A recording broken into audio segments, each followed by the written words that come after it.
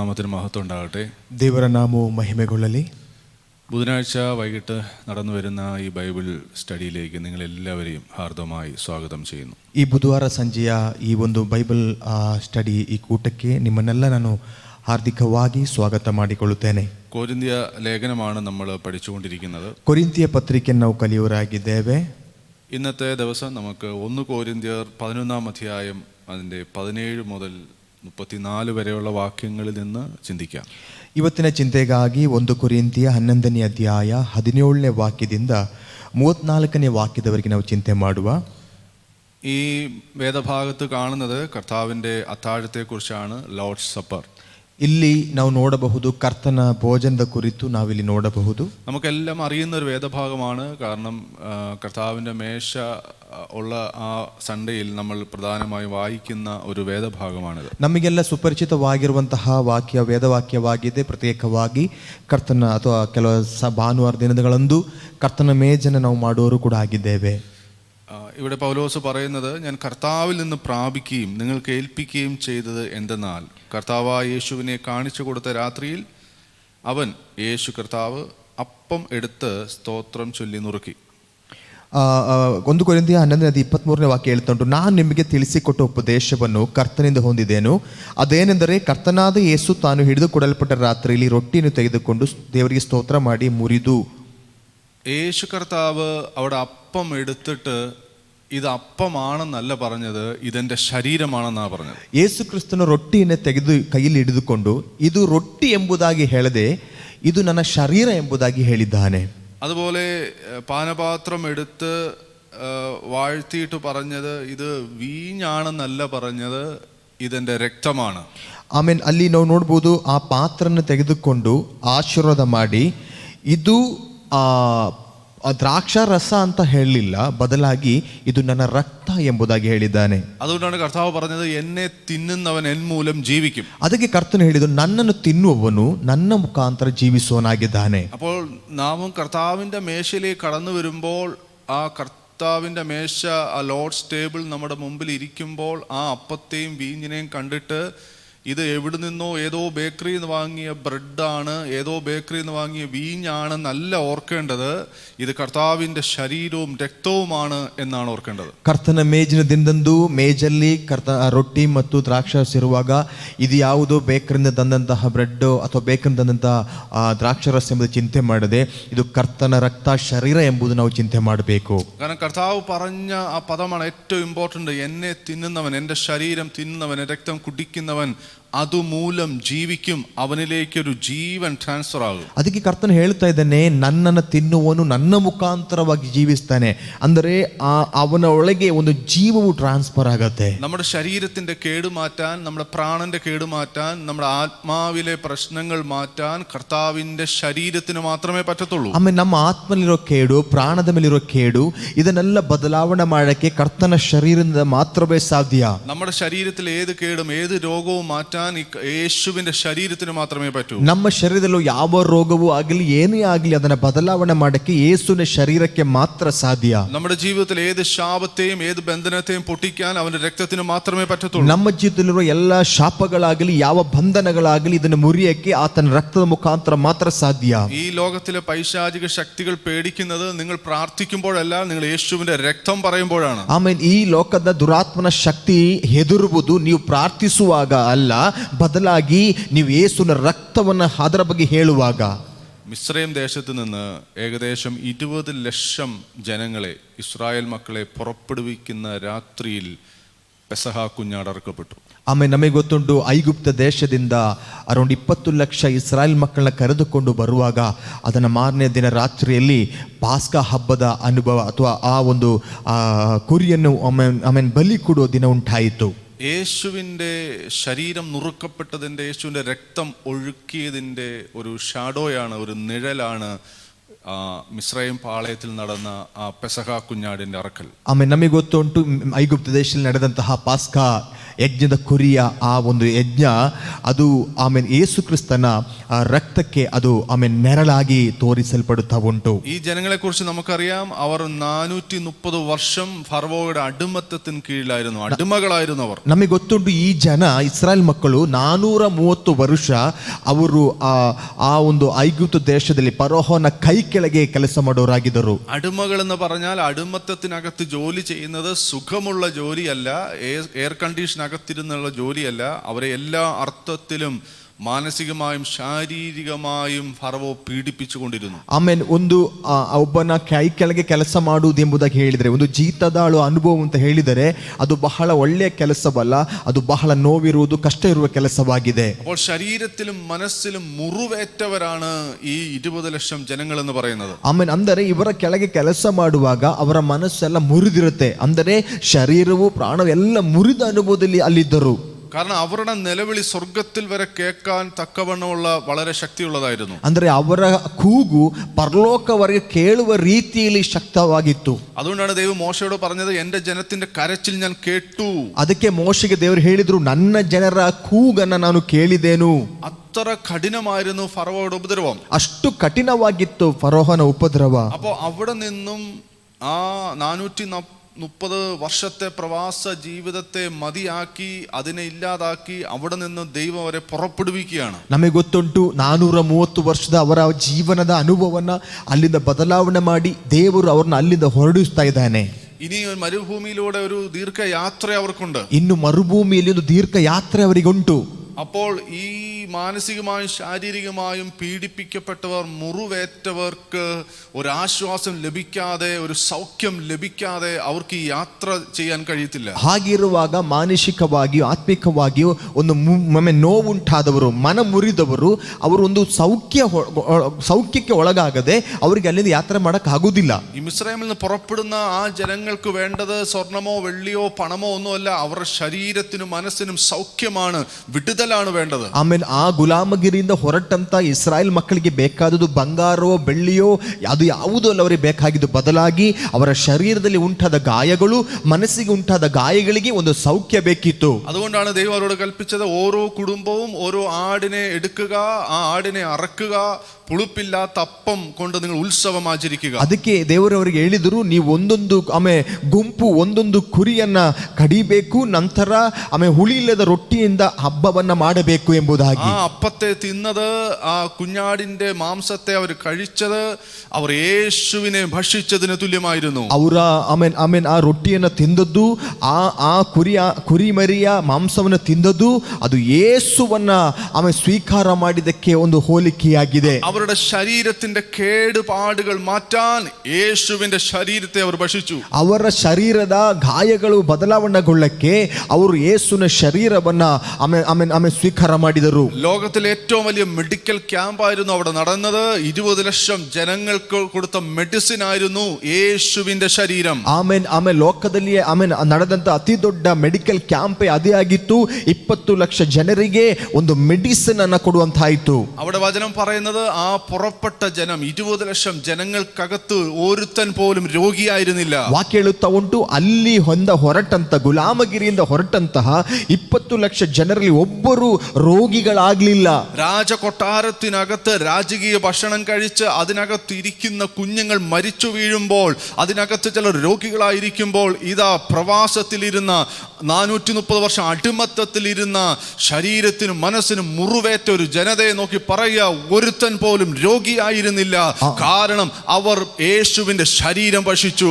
ರಾಜಕೀಯ ಆಹಾರವನ್ನು ತಿಂದು ರಾಜ್ಯ ಅನುಭವದಲ್ಲಿ ಇದ್ದಂತಹ ಅನೇಕ ಮಕ್ಕಳು ಸತ್ತು ಹೋದಾಗ 20 ಲಕ್ಷ ಜನರು 430 ವರ್ಷ ಅವರು ದಾಟಿ ನಡೆದುಕೊಂಡು ಬರುವಾಗ ಬೈಬಲ್ ವಾಕ್ಯ ಹೇಳುತ್ತೊಂಡು ಅವರಲ್ಲಿ ಒಬ್ಬರು ಕೂಡ ಮರಣಗೊಂಡಿಲ್ಲ, ಒಬ್ಬರು ಕೂಡ ರೋಗಿಯಾಗಲಿಲ್ಲ. ಕಾರಣ ಎಂದರೆ ಅವರು ಜೀವವುಳ್ಳ ಕರ್ತನನ್ನು ಅವರು ಭಜಿಸಿದರು, ಸ್ವೀಕಾರ ಮಾಡಿದರು ಎಂಬುದಾಗಿ. ಎನ್ನೆ ತಿನ್ನುವವನು ಎನ್ ಮೂಲಂ ಜೀವಿക്കും, ನನ್ನನ್ನು ತಿನ್ನುವವನು ನನ್ನ ಮುಖಾಂತರ ಮುಖಾಂತರ ಜೀವಿಸುತ್ತಾನೆ. ആദിമസഭയിൽ യേശുവിന്റെ ശിഷ്യന്മാർക്ക് നല്ല ബോധ്യമുണ്ടായിരുന്നു. ಆಮೇಲೆ ಮೊದಲನೇ ಸಭೆಗಳಲ್ಲಿ ಆಮೇಲೆ ಯೇಸುವಿನ ಶಿಷ್ಯರಿಗೆ ಒಳ್ಳೆ ತಿಳುವಳಿಕೆಗಳಿತ್ತು. അതുകൊണ്ട് അവർ പറഞ്ഞത് അവിടെ കൂടി വരുമ്പോഴൊക്കെയും അവർ അപ്പം നുറുക്കി പോന്നു. ಅಂದ್ರೆ ಅವರೆಲ್ಲ ಒಟ್ಟು ಸೇರಿ ಬರುವಾಗ ಅವರು ರೊಟ್ಟಿಯನ್ನು ಮುರಿಯುತ್ತಿದ್ದರು. അപ്പോസ്തല പ്രവൃത്തി 20-ാം അധ്യായം അതിന്റെ 7-ാമത്തെ വാക്യം പറയുന്നത്, ಅಪೊಸ್ತಲ ಕೃತ್ಯಗಳು 20ನೇ ಅಧ್ಯಾಯ ಅದರ 7ನೇ ವಾಕ್ಯ ಹೇಳುತ್ತಿರುವುದು, ആഴ്ചവട്ടത്തിന്റെ 1-ാം ദിനത്തിൽ ഞങ്ങൾ അപ്പം നുറുക്കുവാൻ കൂടി വന്നപ്പോൾ പൗലോസ് പിറ്റേന്നാൾ പുറപ്പെടാൻ ഭാവിച്ചതുകൊണ്ട് അവരോട് സംഭാഷിച്ച് പാതിരാവരെയും പ്രസംഗം നീട്ടി. ವಾರದ ಮೊದಲನೇ ದಿನದಲ್ಲಿ ನಾವು ರೊಟ್ಟಿ ಮುರಿಯುವ ನಿಯಮಕ್ಕಾಗಿ ಕೂಡಿ ಬಂದಾಗ ಮರುದಿನ ಹೊರಡಬೇಕೆಂದ ಪೌಲನು ಅವರಿಗೆ ಪ್ರಸಂಗಿಸುತ್ತಾ ಸರಿಹೊತ್ತಿನವರೆಗೆ ಉಪನ್ಯಾಸವನ್ನು ನಡೆಸಿದನು. യൂറോപ്പിലെ ത്രോവാസ് എന്നൊരു പട്ടണത്തിൽ കുറെ ആൾക്കാർ കൂടിയിരിക്കുകയാണ്. ಆಮೇಲೆ ಯುರೋಪಿನ ತ್ರೋಬಾಸ್ ಎಂಬ ಪಟ್ಟಣದಲ್ಲಿ ಅನೇಕರು ಸೇರಿದ್ದಾರೆ. അതിന്റെ നടുവിൽ ആ കാലഘട്ടത്തിലെ ഏറ്റവും വലിയ പ്രാസംഗികനായ പൗലോസ് ഉണ്ട്. ಅಂದರೆ ಆ ಕಾಲ ಸಮಯದಲ್ಲಿ ಅತಿ ಶ್ರೇಷ್ಠವಾದ ಒಬ್ಬ ಪ್ರಾಸಂಗಿಕನಿದ್ದನು, ಅದು ಪೌಲನು. ഇന്ന് ഒരു മീറ്റിംഗിൽ ഒരു യോഗം കൂടുമ്പോൾ ആ യോഗം അറിയപ്പെടുന്നത് അവിടെ വരുന്ന സുപ്രസിദ്ധനായ ആ സുവിശേഷകനെ പ്രാസംഗികനെ ഓർത്തായിരിക്കും വരുന്നത്. ಇವತ್ತು ಒಂದು ಮೀಟಿಂಗ್ ನಡೆಯುವಾಗ ಅಲ್ಲಿ ಆಮೇಲೆ ಸುಪ್ರಸಿದ್ಧವಾಗಿ ಬಂದಂತಹ ಆ ಪ್ರಾಸಂಗಿಕ ವ್ಯಕ್ತಿಯ ಮುಖಾಂತರ ಅಲ್ಲಿ ಆ ಒಂದು ತಿಳುವಳಿಕೆ ಉಂಟಾಗುತ್ತೆ. ಆ ಏರಿಯಾದಲ್ಲಿ ಒಂದು ವ್ಯಕ್ತಿಯ ಬಗ್ಗೆ ತಿಳುವಳಿಕೆ ಉಂಟಾಗುತ್ತೆ. ಅಲ್ಲಿ ಆ ಪ್ರವಾചകനെ കേൾക്കാം, ആ പ്രവാചകനിൽ ദൂത് കേൾക്കാം, അല്ലെങ്കിൽ ആ പ്രസംഗികന്റെ ആ പ്രസംഗം കേൾക്കാം എന്ന് പറഞ്ഞ ഇന്ന് ജനങ്ങൾ കൂടി വരുന്നത്. ಜನ ಬಂದು ಸೇರೋದು ಯಾಕೆಂದರೆ ಒಂದು ಪ್ರವಾದಿ ಬಂದಿದ್ದಾನೆ ಅಥವಾ ಒಂದು ಪ್ರಸಂಗಿ ಬಂದಿದ್ದಾನೆ, ಅವನ ಪ್ರಸಂಗ ಕೇಳುವ, ಅವನ ದೈವೋಕ್ತಿ ಕೇಳುವ ಅಂತ ಹೇಳಿ ಜನ ಇವತ್ತು ಬರ್ತಾರೆ. എന്നാൽ നിങ്ങൾ നോക്കിക്കേ, അവിടെ ആ കാലഘട്ടത്തിന്റെ നൂറ്റാണ്ടിന്റെ അല്ലെങ്കിൽ ഇന്ന് വരെ ക്രൈസ്തവ ജീവിതത്തിൽ ഏറ്റവും വലിയ പ്രാസംഗികനായ ഏറ്റവും വലിയ തിയോളജിനായ വെളിപ്പാടിന്റെ ആധിക്യമുള്ള ഒരു മനുഷ്യൻ അവിടെ ഇരുന്നിട്ട് ആ ജനങ്ങൾ പൗലോസിനെ കേൾക്കാനല്ല അവിടെ വന്നത്. ಆಮೇಲೆ ನೀವು ಚಿಂತೆ ಮಾಡಿ ನೋಡಿ, ಆಮೇಲೆ ಅತಿ ಶ್ರೇಷ್ಠವಾದಂತಹ ಆಮೇಲೆ ಥಿಯೋಲಿಯನ್ ಆಗಿದ್ದಂತಹ ಆಮೇಲೆ ಪ್ರಾಸಂಗಿಕನಾದಂತಹ ಶ್ರೇಷ್ಠ ವ್ಯಕ್ತಿಯಾದಂತಹ ಪೌಲ ಅಲ್ಲಿ ಬಂದಾಗ ಆ ಪೌಲನ ಪ್ರಸಂಗ ಕೇಳಕ್ಕಲ್ಲ ಅಲ್ಲಿ ಜನ ಬಂದದ್ದು. 7-ാമത്തെ വാക്യം പറയുന്നത്, ഞങ്ങൾ കൂടി വന്നത് പൗലോസിന്റെ പ്രസംഗം കേൾക്കാനല്ല, ഞങ്ങൾ കൂടി വന്നത് അപ്പം നുറുക്കാനാണ്. ಆಮೇಲೆ ಅಲ್ಲಿ ಹೇಳೋ ಪ್ರಕಾರ ನಾವು ಸೇರಿ ಬಂದದ್ದು ಪೌಲನ ಪ್ರಸಂಗ ಕೇಳಕ್ಕಲ್ಲ, ಬದಲಾಗಿ ನಾವು ಸೇರಿ ಬಂದದ್ದು ರೊಟ್ಟಿ ಮುರಿಯೋ ಸೇವೆಯನ್ನ ಮಾಡಕ್ಕೆ, ಶುಶ್ರೂಷಣೆ ಮಾಡಕ್ಕೆ. അപ്പം നുറുക്കാൻ കൂടി വന്നപ്പോൾ പൗലോസ് അവരോട് പ്രസംഗിച്ചെന്നേ ഉള്ളൂ. ಆಮೇಲೆ ರೊಟ್ಟಿ ಮುರಿಯುವ ಸೇವೆಗೆ ಅವರೆಲ್ಲ ಬಂದು ಸೇರಿದಾಗ ಪೌಲನು ಪ್ರಸಂಗ ಮಾಡಿದನು ಅಂತಲ್ಲಿ ವಾಕ್ಯ ಹೇಳ್ತಾ ಉಂಟು. പ്രസംഗത്തെക്കാളും ശ്രേഷ്ഠകരമാണ് കർത്താവിന്റെ ശരീരവും രക്തവും. ಆಮೇಲೆ ಹಾಗಿರುವಾಗ ಪ್ರಸಂಗಕ್ಕಿಂತ ಬಹಳ ಶ್ರೇಷ್ಠವಾದದಾಗಿದೆ ಕರ್ತನ ಶರೀರ ಮತ್ತು ರಕ್ತವು. ഈ ഒരു ബോധ്യം ആദിമസഭയ്ക്കുണ്ടായിരുന്നു. ಇದೆಲ್ಲ ಮೊದಲನೇ ಶತಮಾನದ ಸಭೆಗೆ ಇದೆಲ್ಲ ಆಲೋಚನೆಗಳಿತ್ತು. എന്നാൽ ഇന്നത്തെ സഭ യേശുവിന്റെ മേശയെ തിരുമേശയെ ഒരു സൈഡിലോട്ട് ഒരു കോർണറിലേക്ക് മാറ്റിയിരിക്കുകയാണ്. ಆಮೇಲೆ ಆದರೆ ಇಂದಿನ ಸಭೆ ಏನ್ ಮಾಡ್ತಾ ಉಂಟು, ಯೇಸುವಿನ ಮೇಜನ್ನ ಒಂದು ಸೈಡಿಗೆ ಮಾಡಲ್ಪಟ್ಟಿದೆ. ഇതൊരു കേവലം ഒരു അനുഷ്ഠാനമോ ഒരു ആചാരവുമായി ഒതുക്കപ്പെട്ടിരിക്കുകയാണ്. ಇದೆಲ್ಲ ಒಂದು ಆಚರಣೆಗಳು ಅಥವಾ ಅನುಷ್ಠಾನಗಳು ಆಗಿ ಮಾರ್ಪಡುತ್ತಾ ಉಂಟು. ഒരു സഭയ്ക്ക് ജീവൻ ഉണ്ടാകുന്നത്, സഭയിലേക്ക് ജീവൻ വ്യാപരിക്കുന്നത് ഈ കർത്താവിന്റെ മേശയിൽ നിന്നാണ്. ಒಂದು ಸಭೆಯಲ್ಲಿ ಜೀವ ಉಂಟಾಗುವುದು ಕರ್ತನ ಮೇಜಿನ ಮುಖಾಂತರವಾಗಿದೆ. Hallelujah, hallelujah. നമ്മൾ തിരിച്ചറിയണം, മനസ്സിലാക്കണം ഈ ദിവസങ്ങളിൽ. ನಾವು ಅದನ್ನ ತಿಳಿಬೇಕು ಈ ದಿನಮಾನಗಳಲ್ಲಿ. അപ്പോൾ പൗലോസ് അവരോട് പ്രസംഗിച്ചുകൊണ്ട് പാതിരാവരെയും പ്രസംഗം നീട്ടി. പൗലನು ರಾತ್ರಿಯವರೆಗೆ ಪ್ರಸಂಗ ಮಾಡಿದನು. അപ്പോൾ അവിടെ ഒരു യവനക്കാരൻ യൂത്തിക്കോസ് എന്ന് പറയുന്ന ഒരുവന് ഗാഢനിദ്ര പിടിച്ചു, അവൻ 3-ാം തട്ടിൽ നിന്ന് താഴെ വീണു. ಆಮೇಲೆ ಅಲ್ಲಿ ನಾವು ನೋಡಬಹುದು, ಒಬ್ಬ ಲೂತಿಕೋಸ್ ಎಂಬ ಒಂದು ವ್ಯಕ್ತಿ ಇದ್ದ, ಅವ ಗಾಢ ನಿದ್ರೆ ಆಯ್ತು. ಅವನ್ ಏನ್ ಮಾಡದ, ಆ ಪ್ರಸಂಗ ಹೇಳ್ತಿರುವಾಗ ನಿದ್ರೆ ಬಂತು, ಅವನ ಮೇಲಿಂದ ಕೆಳಗೆ ಬಿದ್ದ. അവനെ മരിച്ചവനായി എടുത്തുകൊണ്ടുവന്നു എന്നവിടെ പറയുന്നു. ಅವನು ನೋಡಬಹುದು, ಅವ ಸತ್ತೋದ ರೀತಿಯಲ್ಲಿ ಅಥವಾ ಸತ್ತೋದನು ಅವನು ಎತ್ಕೊಂಡು ಬಂದ್ರು ಎಂಬುದಾಗಿ ಇಲ್ಲಿ ವಾಕ್ಯ ಹೇಳ್ತಾ ಉಂಟು. എന്നാൽ പൗലോസ് ആ സമയം പ്രസംഗം നിർത്തിയിട്ട് ഇറങ്ങിച്ചെന്ന് അവന്റെ ആ യൗവനക്കാരന്റെ മേൽ വീണ് തഴുകി. ಆಮೇಲೆ ನಾವು ನೋಡಬಹುದು, ಆ ಪೌಲನಲ್ಲಿ ಹೋಗಿ ಅವನ ಮೈ ಮೇಲೆ ಹೀಗೆ ಕೈಯನ್ನು ಆಡಿಸಿದನು ಎಂಬುದಾಗಿ ವಾಕ್ಯ ಹೇಳ್ತಾ ಉಂಟು. അപ്പോൾ പൗലോസ് കണ്ടു അവനിൽ പ്രാണൻ അല്പം ശേഷിച്ചിരിപ്പുണ്ട്. ಆ ಪೌಲನ್ ಅವನ ಹತ್ರ ಹೋಗಿ ತಬ್ಬಿಕೊಂಡಾಗ ವಾಕ್ಯ ಹೇಳ್ತಾ ಉಂಟು, ಅವನಲ್ಲಿ ಸ್ವಲ್ಪ ಪ್ರಾಣ ಉಳಿದುಕೊಂಡಿದೆ. പൗലോസ് ആ ജനങ്ങളോട് പറയുന്നു, നിങ്ങൾ പേടിക്കണ്ട, ആ ബാലിക്കാരനിൽ ആ ചെറുപ്പക്കാരനിൽ പ്രാണൻ അല്പമുണ്ട്. ಆಮೇಲೆ ಅದಕ್ಕೆ ಪೌಲ ಹೇಳ್ತಾನೆ, ನೀವು ಗೋಳಾಡ್ಬೇಡ್ರಿ, ಅವನು ಸತ್ತಿಲ್ಲ, ಅವನಲ್ಲಿ ಸ್ವಲ್ಪ ಪ್ರಾಣ ಉಂಟು. അതിനുശേഷം പൗലോസ് തിരിച്ചു വന്ന് പ്രസംഗിച്ചുകൊണ്ടിരുന്നതിന്റെ ബാക്കി ഭാഗം പ്രസംഗിച്ചെന്നല്ല അവിടെ എഴുതിയിരിക്കുന്നത്. ಪೌಲನು ಅಲ್ಲಿಂದ ಕೆಳಗೆ ಬಂದು ಇವನನ್ನ ಹೀಲ್ ಮಾಡಿ ತಿರುಗಿ ಮತ್ತೆ ಹೋಗಿ ಪ್ರಸಂಗ ಮಾಡಿದನು ಎಂಬುದಾಗಿ ಹೇಳ್ತಾ ಇಲ್ಲ. പൗലോസിന്റെ മേലുള്ള രോഗശാന്തി വരത്തെ അവന് മേൽ അപ്ലൈ ചെയ്തെന്നല്ല അവിടെ എഴുതിയിരിക്കുന്നത്. ಪೌಲನ ಮೇಲಿದ ರೋಗಶಾಂತಿ ವರವನ್ನು ಅವನ ಮೇಲೆ ಅಪ್ಲೈ ಮಾಡಿದೆ ಎಂಬುದಾಗಿ ಹೇಳ್ತಾ ಇಲ್ಲ. അവിടെ എഴുതിയിരിക്കുന്നത് പൗലോസ് തിരിച്ചു വന്നിട്ട് അപ്പം നുറുക്കി ജനത്തിന് കൊടുത്തു. ಅಲ್ಲಿ ವಾಕ್ಯ ಹೇಳ್ತಾ ಉಂಟು, ಪೌಲನು ಅಲ್ಲಿಂದ ತಿರುಗಿ ಬಂದು ರೊಟ್ಟಿ ಮುರಿದು ಜನರಿಗೆ ಕೊಟ್ಟನು. പൗലോസിന് വളരെ വ്യക്തമായിട്ട് അറിയാം, ഞാൻ ഇനിയും പ്രസംഗിച്ചുകൊണ്ടിരുന്നാൽ ഇവന്റെ ഉള്ള പ്രാണനോട് പോകും, പകരം യേശുവിന്റെ തിരുശരീര രക്തങ്ങളെ ഇവർക്ക് മുറിച്ച് ഇവർക്ക് കൊടുക്കാം. ಆಮೇಲೆ ಪೌಲನಿಗೆ ಒಂದು ಗೊತ್ತಾಯ್ತು, ನಾನು ಇನ್ನು ತಿರುಗಿ ಹೋಗಿ ಪ್ರಸಂಗ ಮಾಡ್ತಾ ಇದ್ದರೆ ಅವನಲ್ಲಿ ಇದ್ದ ಪ್ರಾಣ ಹೋಗುತ್ತೆ, ಬದಲಾಗಿ ಯೇಸುವಿನ ಶರೀರವನ್ನ ರಕ್ತವನ್ನ ಅವನಿಗೆ ಕೊಡುವ ಎಂಬುದಾಗಿ ಮುರಿದು ಕೊಟ್ಟನು. അപ്പം നുറുക്കി കൊടുത്തതിന് ശേഷം ജനങ്ങൾക്ക് കൊടുത്തപ്പോൾ ഞാൻ ഉറപ്പായും വിശ്വസിക്കുന്നു ഈ ചെറുപ്പക്കാരനും അത് കഴിച്ചിട്ടുണ്ട്.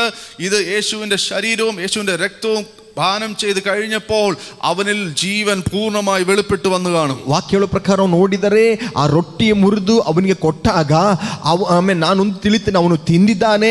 ನಂತರ ವಾಕ್ಯ ಹೇಳೋ ಪ್ರಕಾರ ನೋಡಿದರೆ ಅವನಿಗೊಂದು ಜೀವ ಉಂಟಾಯಿತು. എന്തുകൊണ്ടാണ് ഞാൻ അത് പറയുന്നതെന്ന് വെച്ചാൽ അതിന്റെ താഴെ വാക്യം പറയുന്നത് നേരം പുലരുവോളം വീണ്ടും പൗലോസ് പ്രസംഗിച്ചു. ಅದು ಯಾಕೆ ನಾನು ಹೇಳಿದೆ ಎಂಬುದಾಗಿ ಹೇಳಿದರೆ, ಅವನು ರೊಟ್ಟಿ ಮುರಿದು ತಿಂದು ಅವನಿಗೆ ಜೀವ ಬಂದ ನಂತರ ವಾಕ್ಯಗಳ ಪ್ರಕಾರ ನೋಡಿದರೆ ಅವನು ಬೆಳಿಗ್ಗಿನ ಜಾವದವರೆಗೆ ಅವನು ಪ್ರಸಂಗ ಮಾಡಿದನು ಎಂಬುದಾಗಿ ವಾಕ್ಯ ಹೇಳುತ್ತಾ ಉಂಟು. ആ ചെറുപ്പക്കാരൻ നോർമലായി വന്നിരുന്നില്ലെങ്കിൽ, അവൻ സ്വാഭാവികമായ ജീവങ്കിലേക്ക് വന്നിരുന്നില്ലെങ്കിൽ അവിടെ ഇരുന്ന ഒരു ജനവും ഇവന്റെ പ്രസംഗം കേൾക്കത്തില്ല. ಇನ್ ಕೇಸ್ ಆ ವ್ಯಕ್ತಿ ಜೀವಕ್ಕೆ ತಿರುಗಿ ಬರದೇ ಇದ್ದರೆ ಅಥವಾ ಮರಣದಲ್ಲೇ ಹೋಗಿ ಮರಣಗೊಂಡು ಹೋದರೆ ಆಮೇನ್ ಪೌಲನ ಪ್ರಸಂಗವನ್ನು ಯಾರು ಕೇಳ್ತಾ ಇರಲಿಲ್ಲ.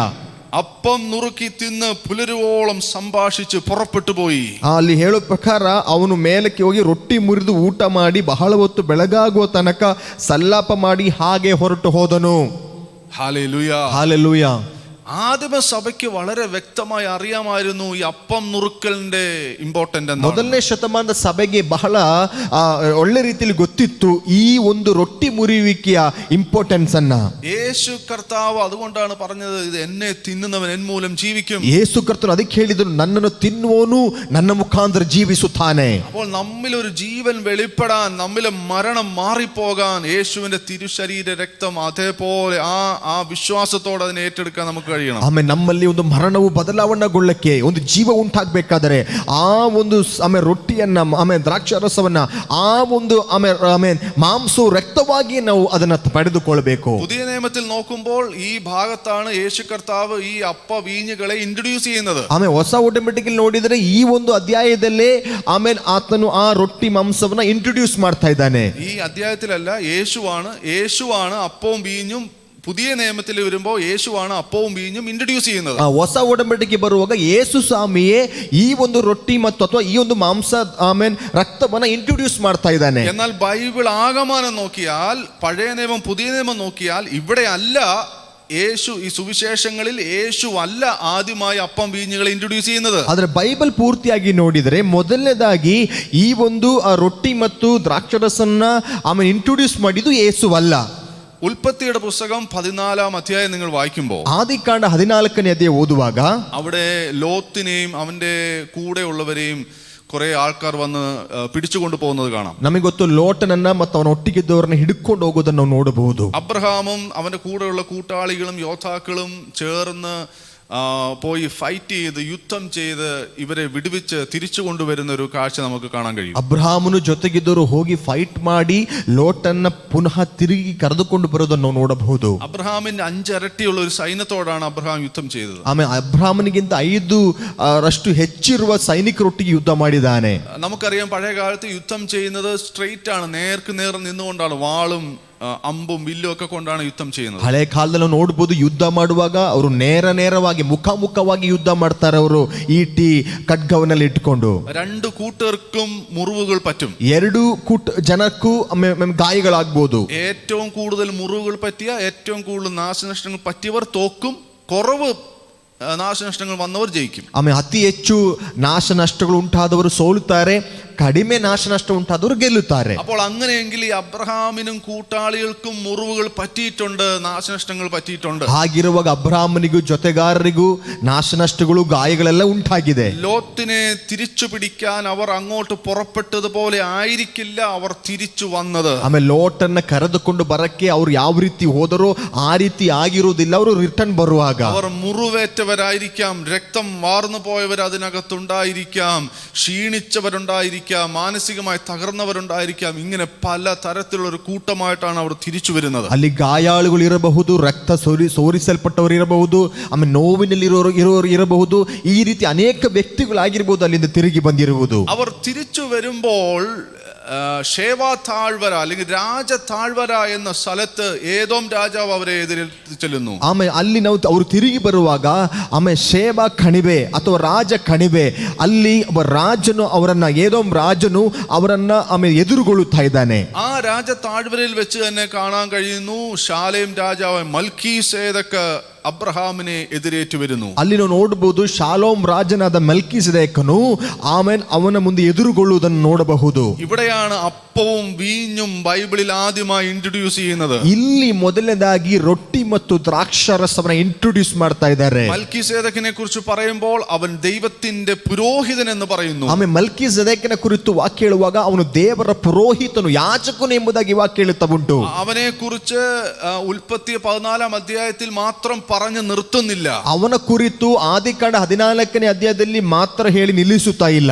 എബ്രായർക്ക് എഴുതിയ ലേഖനം 7 അധ്യായം 1 മുതലുള്ള വാക്യങ്ങൾ വായിക്കുമ്പോൾ നിങ്ങൾക്ക് അവിടെയും മൽക്കീസേദക്കിനെ കാണാം. ಇಬ್ರಿಯ ಪತ್ರಿಕೆ ಆಮೇಲೆ ಹಲ್ಲೆಲೂಯ 11ನೇ ಅಧ್ಯಾಯದಲ್ಲೂ ಕೂಡ 4ನೇ ವಾಕ್ಯದಲ್ಲಿ 7ನೇ ವಾಕ್ಯದಲ್ಲೂ ಕೂಡ ನಾವು ನೋಡಬಹುದು. 7ാമത്തെ അധ്യായത്തിൽ 7ನೇ ಅಧ್ಯಾಯದಲ್ಲಿ 1 മുതലുള്ള വാക്യങ്ങളിൽ മൽക്കീസേദക്കിനെ കാണാം. ಆಮೇಲೆ 1ನೇ ಆ ವಾಕ್ಯದಿಂದ ಮಲ್ಕಿಸೆದೇಕನ ನೋಡಬಹುದು. അവിടെ പറയുന്നത് അവന് അപ്പനില്ല, അമ്മയില്ല, അവന് ജീവ ആരംഭമില്ല, ജീവ അവസാനമില്ല, അവന് വംശാവലി ഇല്ല എന്ന് അവനെ കുറിച്ച് പറയുന്നു. ಅವನ ಕುರಿತು ವಾಕ್ಯ ಹೇಳುವುದು ಅಪ್ಪನಿಲ್ಲ, ಅಮ್ಮನಿಲ್ಲ, ಅವನಿಗೆ ವಂಶಾವಳಿ ಇಲ್ಲ, ಅವನ ಜೀವ ಆರಂಭ ಇಲ್ಲ, ಕೊನೆ ಇಲ್ಲ ಎಂಬುದಾಗಿ ನಾವು ನೋಡಬಹುದು. അപ്പോൾ ജീവ ആരംഭമില്ലാത്ത, ജീവൻ അവസാനമില്ലാത്ത ദൈവത്തിന്റെ പുരോഹിതനായ ഒരുവൻ അപ്പവും വീഞ്ഞുമായി അബ്രഹാമിനെ എതിരേറ്റു വരിക. ಆಮೇಲೆ ಆರಂಭವೂ ಅಂತ್ಯವೂ ಇಲ್ಲದಂತಹ, ತಂದೆ ತಾಯಿ ಇಲ್ಲದಂತಹ ಒಂದು ವ್ಯಕ್ತಿ ಆಮೇಲೆ ಅವನು ರೊಟ್ಟಿ ಮತ್ತು ದ್ರಾಕ್ಷಾರಸ ಹಿಡ್ಕೊಂಡು ಅಬ್ರಹಾಮನ ಎದುರುಗೊಳ್ಳುತ್ತಾ ಇದ್ದಾನೆ. എന്താ അവിടെ നമുക്ക് കാണാൻ കഴിയുന്നത്? ಎಂತ ಅಲ್ಲಿ ನೋಡಬಹುದು? അവിടെ അപ്പവും വീഞ്ഞും എന്ന് പറയുന്നത് യേശുവിന്റെ ശരീരവും രക്തവുമാണ്. ಅಲ್ಲಿ ರೊಟ್ಟಿ ಮತ್ತು ದ್ರಾಕ್ಷಾರಸ ಎಂಬುದಾಗಿ ಹೇಳಿದರೆ ಯೇಸುವಿನ ಶರೀರ ಮತ್ತು ರಕ್ತವಾಗಿದೆ. പഴയ നിയമത്തിൽ നിങ്ങൾ നോക്കിക്കോ, ഇതെല്ലാം നിഴലുകളായിട്ട് കിടക്കുകയാണ്. ಹಳೆ ಒಡಂಬಡಿಕೆಯಲ್ಲಿ ನೀವು ನೋಡಿ ಇದೆಲ್ಲ ನೆರಳಾಗಿ ಬಿದ್ದಿರುವಾಗ, അത് പുതിയ നിയമത്തിൽ യേശു വന്ന് അതിനെ ആ നിഴലായി ഇരുന്നതിനെ പൊരുളായി തെളിച്ചു തരിക ചെയ്തത്. ಆಮೇಲೆ ಆಗಿರುವಾಗ ಹಳೆ ಒಡಂಬಡಿಕೆಯಲ್ಲಿ ಎಲ್ಲ ನೆರಳಾಗಿರುವಾಗ ಹೊಸ ಒಡಂಬಡಿಕೆ ಬಂದು ಆ ನೆರಳನ್ನ ಪ್ರತ್ಯಕ್ಷವಾಗಿ ಯೇಸು ಸ್ವಾಮಿ ಹೊರಗೆ ತಂದು ತೋರಿಸ್ತಾ ಇದ್ದಾನೆ. പുരോഹിതനായ രാജാവും പുരോഹിതനായ മൽക്കീസേദക്ക് അപ്പവും വീഞ്ഞും കൊണ്ടുവന്നത് പുതിയ നിയമത്തിൽ നിത്യ പുരോഹിതനായ ആദ്യവും അവസാനവും ഇല്ലാത്ത, വംശാവലി ഇല്ലാത്ത യേശു അപ്പ വീഞ്ഞുകളെ എടുത്തിട്ട് പറയുക, ഇതെന്റെ ശരീരവും എന്റെ രക്തവുമാണ്. ಆಮೇಲೆ ನಾವು ಹಳೆ ಒಡಂಬಡಿಕೆ ನೋಡುವಾಗ ಮೆಲ್ಕಿಸೆದೇಕ ಆರಂಭ ಅಂತ್ಯ ಇಲ್ಲದ ಮೆಲ್ಕಿಸೆದೇಕ ಆಮೇಲೆ ರೊಟ್ಟಿ ಮತ್ತು ದ್ರಾಕ್ಷಾರಸವನ್ನ ತಂದು ಎದುರುಗೊಳ್ಳುವಾಗ ಹೊಸ ಒಡಂಬಡಿಕೆಯಲ್ಲಿ ಅದೇ ಯಾಜಕನ ಅನುಭವದಲ್ಲಿರುವಂತಹ ಯೇಸು ಸ್ವಾಮಿಯು ಆಮೇಲೆ ಆ ರೊಟ್ಟಿ ಮತ್ತು ದ್ರಾಕ್ಷಾರಸ ತೆಗೆದುಕೊಂಡು ಇದು ನನ್ನ ಹೊಸ ಒಡಂಬಡಿಕೆ ರಕ್ತ ಆಮೇಲೆ ರೊಟ್ಟಿ ಎಂಬುದಾಗಿ ಹೇಳುತ್ತಾ ಇದ್ದಾನೆ. ഇസ്രായേൽ പാളയത്തിൽ ഒരു കുഞ്ഞാട് അറുക്കപ്പെട്ടതിനെ പുതിയ നിയമത്തിലേക്ക് റെവലേഷനിലേക്ക് വരുമ്പോൾ പറയാ, ഒരു കുഞ്ഞാട് ലോക സ്ഥാപനത്തിന് മുന്നമേ അറുക്കപ്പെട്ടു. അത് അറുക്കപ്പെട്ടത് യേശു എന്ന കുഞ്ഞാടാണ്. ಆಮೇಲೆ ಇಸ್ರಾಯೇಲ್ ಮಕ್ಕಳ ಮಧ್ಯದಲ್ಲಿ ಒಂದು ಕುರಿಯನ್ನ ಅವರು ಯಜ್ಞ ಮಾಡಿದಾಗ ರೆವಲೇಷನ್ ಹೇಳುತ್ತಾ ಉಂಟು, ಆಮೇಲೆ ಲೋಕ ಸ್ಥಾಪನಕ್ಕಿಂತ ಮುಂಚೆ ಒಂದು ಯಜ್ಞವು ಅಥವಾ ಒಂದು ಕುರಿ ಆತನು ನಮಗಾಗಿ ಯಜ್ಞವಾಗಿದ್ದಾನೆ ಎಂಬುದಾಗಿ. കുഞ്ഞാടിന്റെ രക്തത്താൽ അങ്കി വെളുപ്പിച്ച ഒരു കൂട്ടരാണ് നിൽക്കുന്നതെന്ന് ഒരു കൂട്ടത്തെ നോക്കി സാക്ഷ്യം പറയുന്നു.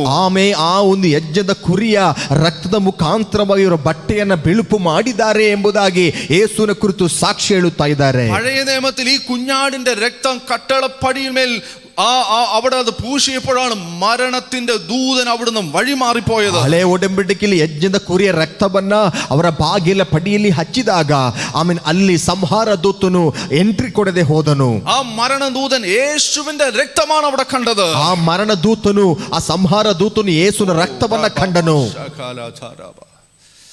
പ്രിയമുള്ളവരെ, ഇത് കർത്താവിന്റെ മേശ എന്ന് പറയുന്ന സാധാരണ ഒരു കാര്യമല്ല. ಆಮೇ ಪ್ರಿಯರೇ, ಕರ್ತನ ಮೇಜು ಎಂಬುದಾಗಿ ಹೇಳುವಾಗ ಅದು ಸಾಧಾರಣ ಒಂದು ವಿಷಯವಲ್ಲ. മൽക്കീസേദെക്ക് പുരോഹിതനും രാജാവുമായവൻ അപ്പവും വീഞ്ഞും അബ്രഹാമിന് കൊടുക്കുകയാണ്. ಆಮೇ ಮೆಲ್ಕಿಸೆದೇಕ್ ಅಥವಾ ಆ ಪುರೋಹಿತನು ಯಾಜಕನಾದ ವ್ಯಕ್ತಿ ಆ ರೊಟ್ಟಿ ದ್ರಾಕ್ಷಾ ರಸವನ್ನ ಅಬ್ರಹಾಮನಿಗೆ ಕೊಡ್ತಾ ಇದ್ದಾನೆ. യുദ്ധത്തിൽ പരിക്കേറ്റ് വന്ന് ക്ഷീണിച്ചു വന്ന അബ്രഹാം ഈ അപ്പവും ഈ വീഞ്ഞും കഴിച്ചു ബലം പ്രാപിക്കുകയാണ് അവിടെ. ಆಮೇ ಯುದ್ಧದಲ್ಲಿ ಕ್ಷೀಣಿತನಾಗಿ ಬಂದಂತ ಅಬ್ರಹಾಂ ಮತ್ತು ಜೊತೆಗಾರರು ಈ ರೊಟ್ಟಿ ದ್ರಾಕ್ಷಾರಸನ ಕುಡಿದು ಅವರು ಬಲಗೊಳ್ಳುತ್ತಾ ಇದ್ದಾರೆ. Hallelujah, hallelujah. ഈ അപ്പവും വീഞ്ഞും മൽക്കീസേദെക്ക് അബ്രഹാമിന് കൊടുത്തപ്പോൾ തിരിച്ച് അബ്രഹാം അവന്റെ സകല നന്മയിൽ നിന്നും ഒരു ദശാംശം അവന് കൊടുക്കുകയാണ്. ಆಮೇ ಮೆಲ್ಕಿಸೆದೇಕನು ಈ ರೊಟ್ಟಿ ಮತ್ತು ದ್ರಾಕ್ಷಾರಸವನ್ನ ಅಬ್ರಹಾಮನಿಗೆ ಕೊಟ್ಟಾಗ ಅಬ್ರಹಾಮನು ತನಗಿದ್ದ ಎಲ್ಲ ಸಂಪತ್ತಿನಲ್ಲಿ ಒಳ್ಳೆಯದನ್ನ ಒಳಿತುಗಳನ್ನ ಅವನಿಗೆ ಮೆಲ್ಕಿಸೆದೇಕನಿಗೆ ಕೊಡುತ್ತಾ ಇದ್ದಾನೆ. ഈ ദശാംശം മൽക്കീസേദെക്ക് ചോദിച്ചിട്ടല്ല കൊടുക്കുന്നത്. ಈ ದಶಮಾಮ ಭಾಗ ಮಲ್ಕಿಸೆದೇಕ್ ಕೇಳಿ ಅಲ್ಲ ಕೊಡುತ್ತಿರಬಹುದು. അബ്രഹാമിന് ഒരു കാര്യം മനസ്സിലായി. ಅಬ್ರಹಾಮನಿಗೊಂದು ಕಾರ್ಯ ಗೊತ್ತಾಯಿತು.